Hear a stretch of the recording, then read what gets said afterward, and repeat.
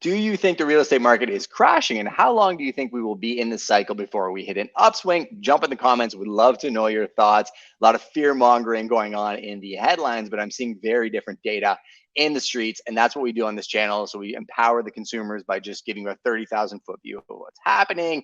We address a couple of the headlines. My name's Justin Conoco. Welcome. We also connect people with all the different neighborhoods that they might want to live in, show them the pros and the cons. I like to think of myself as like the anti-real estate agent, where we air out a lot of the bad practices in real estate. I've put out thousands of videos just trying to empower and educate the consumers and shine light on the good practices. I think one of the biggest misnomers when it comes to real estate agents is that we love bull markets and we're just acting like the ATMs are pumping out cash. There are agents out there that are acting like that, but they're going to get washed out in this current market cycle. Speaking of market cycle, let's get right into it. So this is the ITSO board.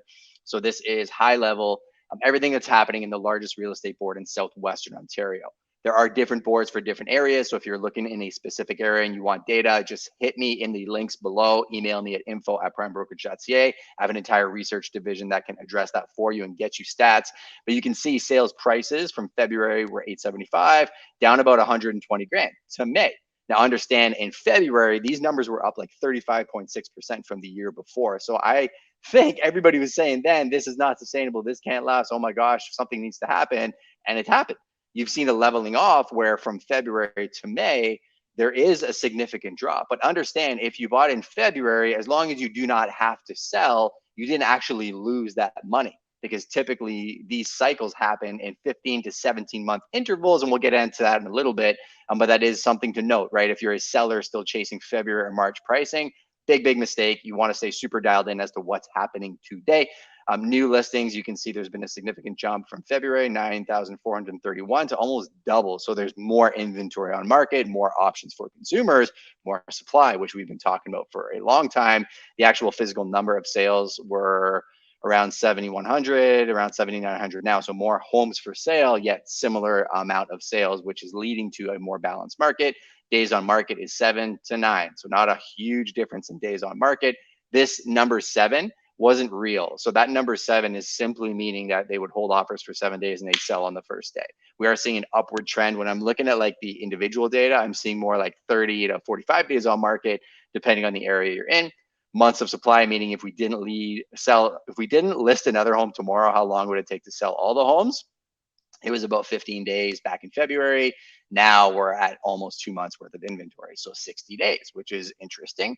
Percentage of original price, February 119 over the original price. And now you're about 102%. So some are still selling above asking. I know it seems like the whole world's burning down, but you're still seeing bidding wars happening. And I can address that in my own market. Percentage of list price, 119 to 101. And then dollar volume and price per square foot. Again, 559 in February, down to about 483. So what does this all mean for the consumers and the agents out there? Essentially, we have seen a correction from the February markets to today. We aren't in a crazy buyer's market, although the buyer aptitude and sentiment has seemed like it. The number of showings has dropped, which means your strategy needs to change. So if you're a seller, you need to be very realistic about pricing, but there are still buyers out there. I can tell you over the last 2 to 3 weeks, we saw a drop off in showings, but a resurgence after last about week and a half. The news cycle is typically 30 to 45 days. I think buyers are seeing opportunities out there. You can get conditions and offer, and a normal market means that you can negotiate. We are doing off market deals. We are doing broker to broker work. We are working hard for the deal. And thankfully it's hard, because therein lies the opportunity. Also, with the interest rates going up and the prices going down, investors are coming back to the pool because their cap rates are going up. Cap rate is simply a calculation that you can use to ascertain the value of a property. And 3 months ago, people were complaining, I can't cash flow properties. And now they're starting to see opportunities where they can buy and hold for 2 to 3 to 5 years, get good cash flowing assets that will pay themselves down. And as long as you don't need to sell in the next 6 to 8 months, you're going to be in a better position now. If you made a purchase in February and March and you're concerned about having to close and what that looks like, you want to work with your lawyers, your real estate agents, your mortgage professionals to run the numbers and the scenarios. I can tell you we're doing a lot of belly to belly work with all 3 of those people and our clients to strategize on sales that have to happen in the next 6 months, and things that maybe we're changing direction in where they're going to make a purchase or what they're going to do with their home sale. Real estate is a very interesting asset class. It's art and math, and it is micro as much as it's macro. So don't get caught in all the macro statistics and the headlines, because understand that there's still opportunities at an individual level.